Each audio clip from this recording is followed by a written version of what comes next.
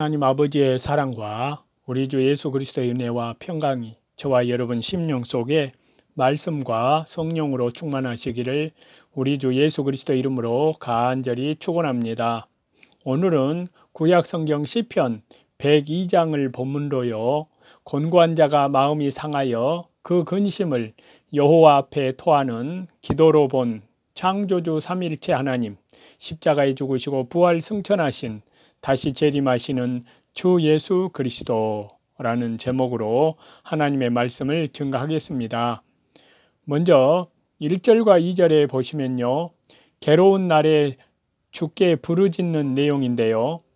성도는 괴로운 날에 하나님께 간절히 기도하며 하나님께서 속히 응답해 주시기를 갈망합니다.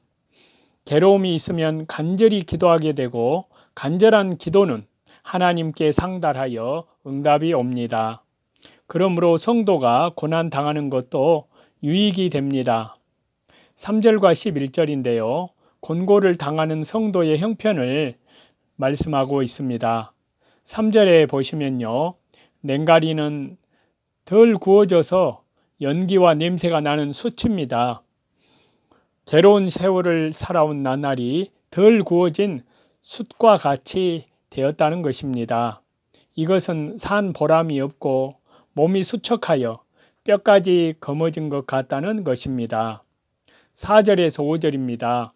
너무 고난이 심하기 때문에 음식 먹는 것도 잊었으며 마음은 가을의 풀과 같이 쇠잔하여 아무 힘이 없어졌습니다.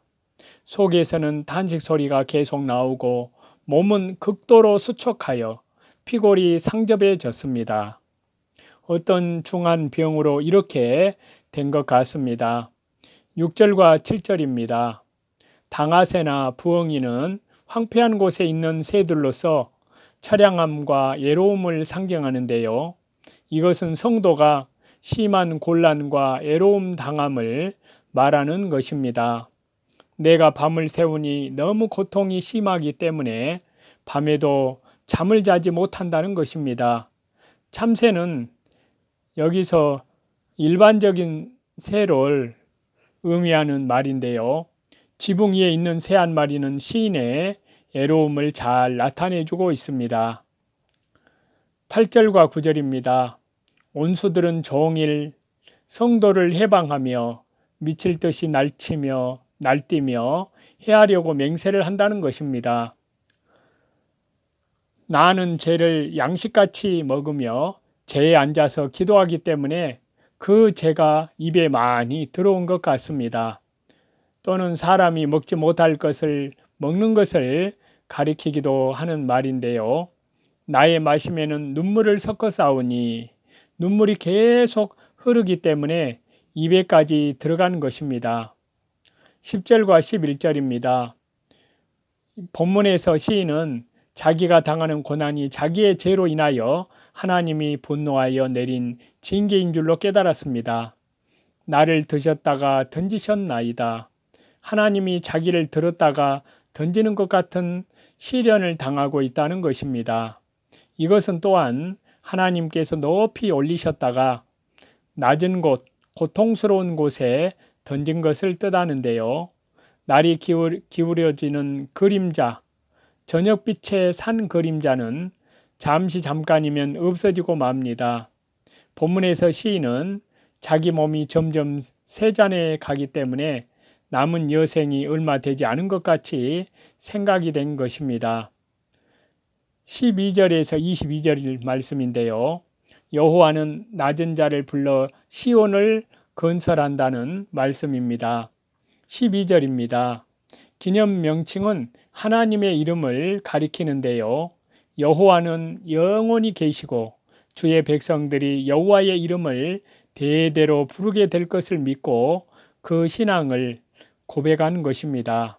인간은 풀과 같이 쇠잔해져서 잠시 후에는 세상을 떠나게 되기 때문에 이 세상도 지나가고 정욕도 지나가고 다 지나가게 됩니다.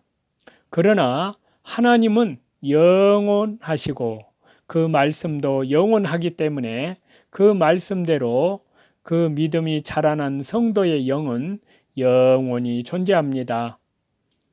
13절입니다. 시온은 예루살렘인데 오늘날 교회를 가리킵니다. 또한 하나님이 계신 곳을 말합니다. 하나님이 임재해 계시는 곳입니다. 시인은 하나님이 시온을 긍휼히 여겨 재건해 주실 것을 믿고 있습니다. 14절입니다. 주의 종들은 하나님을 즐거워하기 때문에 하나님이 계신 시온의 돌이나 티끌까지 즐거워하고 긍휼히 여긴다는 것입니다. 하나님을 참으로 즐거워하는 자는 하나님께 속한 모든 것과 성소에 속한 모든 것을 즐거워하며 기 여기는데요.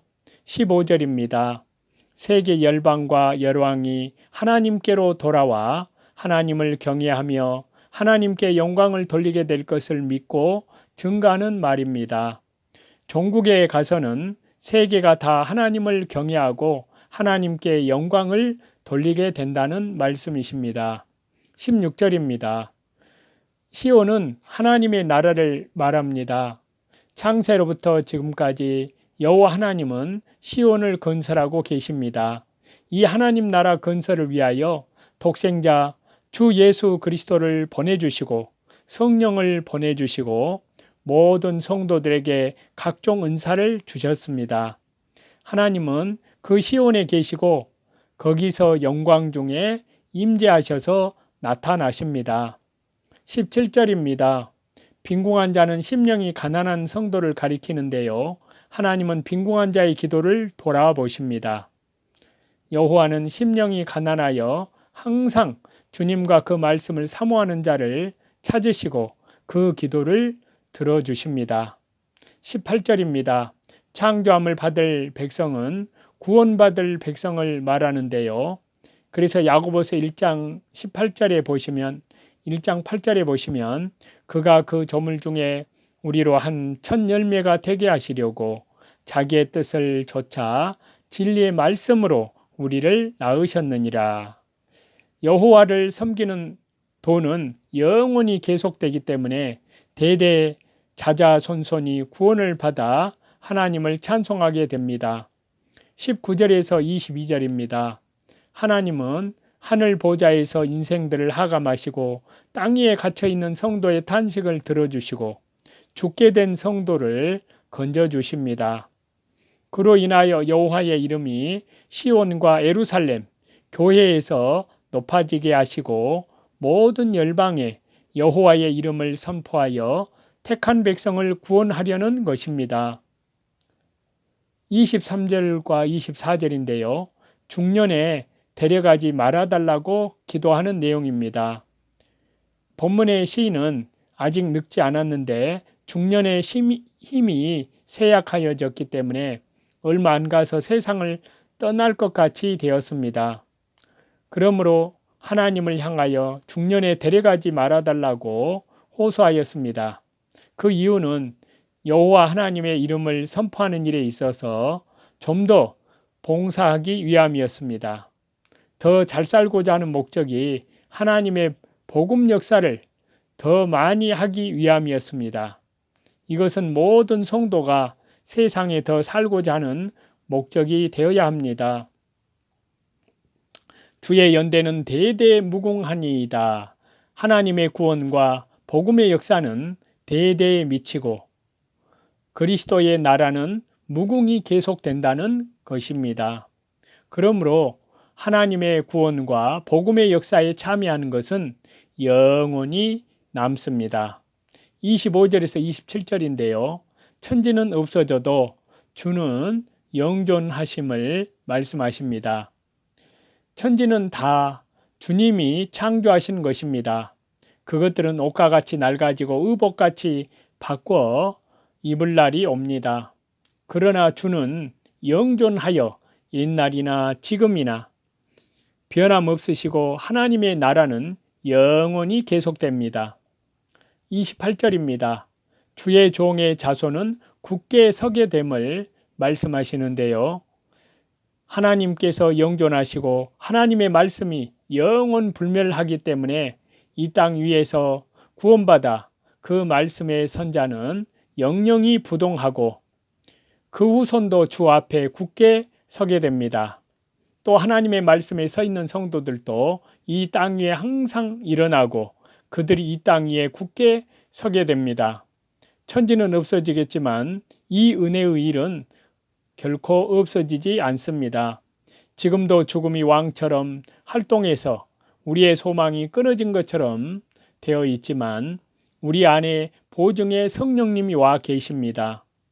부활하신 주님의 성령님이 우리 안에 계셔서 우리를 주님의 영과 지체로 지으셨기 때문에 우리는 그리스도 예수님과 함께 하나님 안에 있고 우리 안에 계신 그리스도의 성령님으로 말미암아 우리 죽을 육체까지도 주님의 영광스러운 몸의 형태로 변화시키십니다.